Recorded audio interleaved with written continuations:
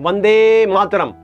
मेरे प्यारे देशवासियों, स्वतंत्रता संग्राम की गाथा में प्रत्येक एपिसोड में आपको कई ऐसे अनजान क्रांतिकारियों, वीरों, वीरांगनाओं से परिचय करवाने का मैं सार्थक प्रयास कर रहा हूँ।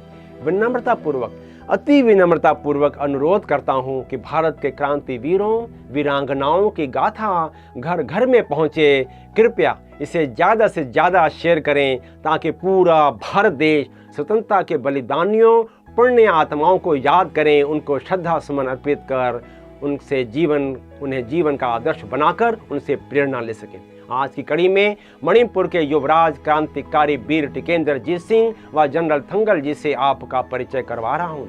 मणिपुर हमारे देश का उत्तर पूर्व का राज्य यानी नॉर्थ ईस्ट स्टेट एवं 7 सिस्टर्स ऑफ नॉर्थ ईस्ट का अंग यानी अरुणाचल प्रदेश, असम, मेघालय, मिजोरम, नागालैंड, त्रिपुरा व मणिपुर, इन सभी राज्यों में भी स्वतंत्रता सेनानियों ने, क्रांतिकारियों ने देश की आज़ादी के लिए खून बहाए, बलिदान दिए, यातनाएं झेली। युवराज वीर टिकेंद्र जीत सिंह जी का जन्म 29 दिसंबर सन 1858 को इम्फाल में मणिपुर के महाराजा चंद्र कीर्ति के घर हुआ। इनके जन्म के संबंध में भिन्न भिन्न वर्षों का उल्लेख होता है, 1856 और 1858।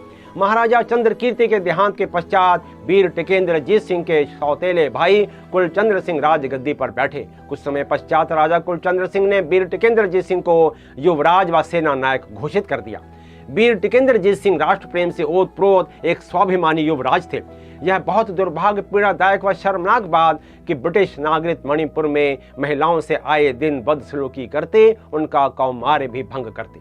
इसी प्रकार की एक अत्यंत विचलित करने वाली घटना से मणिपुर में सन 1890-91 में जनता के सब्र का बांध टूट गया।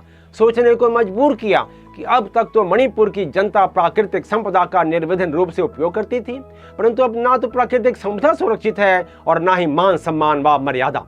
युवराज वीर टिकेंद्र जीत सिंह ने अपने सहयोगियों को एकत्र कर सभा की और बोले कि मेरे बहादुर मित्रों, आपको याद होगा कि सन 1878 में अंग्रेजों की नागा युद्ध में मैंने उनकी सहायता ही नहीं की बल्कि नागाओं से उनके बीवी बच्चों को भी जाने बचाई।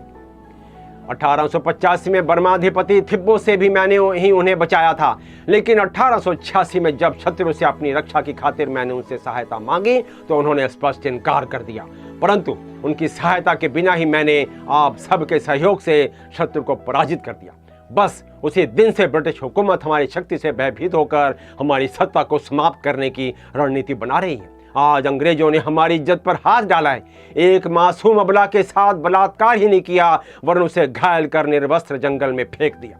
अब हम चुप बैठकर यह खेल कब तक देखेंगे?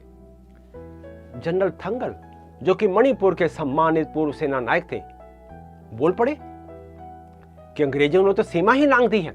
आपके शौर्य का परिचय है युवराज कि अंग्रेजों ने आपको राज्य से निष्कासित करने की शर्त रख दी है। यह घटना हमारे लिए सीधी चुनौती है। यह चुनौती हमें स्वीकार है। मणिपुर का बच्चा बच्चा जन समान शरीर में रक्त के अंतिम बूंद तक लड़ेगा। युवराज वीर टिकेंद्र जीत सिंह ने अब ब्रिटिश शासन से यह सशस्त्र क्रांति का मन बना लिया। भावी युद्ध की तैयारियां होने लगी, गुप्तचर व्यवस्था सुदृढ़ होने लगी। वीर टिकेंद्र जीत सिंह से ब्रिटिश शासन आमने सामने युद्ध के बजाय चालाकी से कूटनीतिक चाल से उन्हें फंसाने पकड़ने की जुगत करने लगे, क्योंकि उस समय वायसराय लॉर्ड लैंसडाउन ने चीफ कमिश्नर क्लिंटन को आदेश भेजा था कि जिसका साक्ष्य यह था कि वीर टिकेंद्र जीत सिंह को चालाकी से गिरफ्तार करने का प्रयास किया जाए। उसने अभी तक जितने भी युद्धों में भाग लिया है, हर युद्ध में उसने विजय हासिल की है। इन्हीं बातों को ध्यान में रखते हुए ब्रिटिश अधिकारी कई तरह की कूटनीतिक चालें चलते रहे। कुछ समय निकल गया। जब सफलता नहीं मिली तो हताश होकर चीफ कमिश्नर क्लिंटन भारी भरकम सेना के साथ वीर टिकेंद्र जीत सिंह को गिरफ्तार करने पहुंच गए, परंतु ब्रिटिश शासन की चालों का आभास होते ही वीर टिकेंद्र जीत सिंह महल से निकल गए। जब ब्रिटिश शासन सफल नहीं हुआ तो उन्होंने राजा कुलचंद्र सिंह के पास संधि प्रस्ताव भेजा, जिसे वीर टिकेंद्र सिंह ने संधि प्रस्ताव का स्थान मणिपुर महल निर्धारित कर दिया। ब्रिटिश शासन की तरफ से 5 अधिकारी मणिपुर महल पहुंच गए, क्योंकि ब्रिटिश शासन ने मणिपुर राजघराने में पहले से ही विष बोकर राजघराने को गृह कला तक पहुंचा दिया था, और यह वीर टिकेंद्र जीत सिंह की ही थे जो कि राजघराने के लिए सुरक्षा कवच की तरह काम कर रहे थे। ब्रिटिश सत्ता के इन षड्यंत्रों से मणिपुर की जनता बहुत बेचैन व परेशान थी। जनरल थंगल के इशारे पर 5 ब्रिटिश अधिकारियों को मौत के घाट उतार दिया। मार्च अप्रैल सन 1891 में ब्रिटिश सेना व मणिपुर की जनता के बीच घमासान युद्ध हुआ। महाराजा कुलचंद्र सिंह, वीर टिकेंद्रजीत सिंह व जनरल थंगल को गिरफ्तार कर लिया। खाना पूर्ति के लिए मुकदमा चलाया। महाराजा कुलचंद्र सिंह को देश से निर्वासित करते हुए आजीवन कारावास में अंडमान पहुंचा दिया, जहां उन्होंने अंतिम सांस ली। युवराज वीर टिकेंद्रजीत सिंह व जनरल थंगल को सजाए मौत का आदेश देते हुए 13 अगस्त सन 1891 को 33 वर्ष के वीर टिकेंद्रजीत सिंह व 85 वर्ष के मणिपुर के सम्मानित पूर्व सेनापति जनरल थंगल को इम्फाल में सार्वजनिक स्थल पर फांसी पर लटका दिया। क्रांतिवीर फांसी का फंदा चूमते हुए अमरत्व को प्राप्त हो गए। शहीद वीर टिकेंद्रजीत सिंह की विधवा वृंदावन में रही आंखों की ज्योति समाप्त हो गई। विपन्नता की असहाय अवस्था में संसार से वृंदावन में ही विदा हो गई। शहीद युवराज वीर टिकेंद्रजीत सिंह को जिस सार्वजनिक स्थल पर फांसी दी गई थी, देश की आजादी के बाद अब यह स्थान का नाम वीर टिकेंद्रजीत सिंह पार्क के नाम से जाना जाता है। शत शत नमन करते हैं मणिपुर के युवराज क्रांतिवीर वीर टिकेंद्रजीत सिंह व क्रांतिकारी जनरल थंगल जी को व मणिपुर के शहीदों को, राष्ट्र के प्रति उनके पवित्र बलिदानों को। इस अवसर पर श्री राम मनोहर त्रिपाठी जी की रचना याद आती है। शीर्षक है आज हिमालय ने मांगी है भारत से कुर्बानी।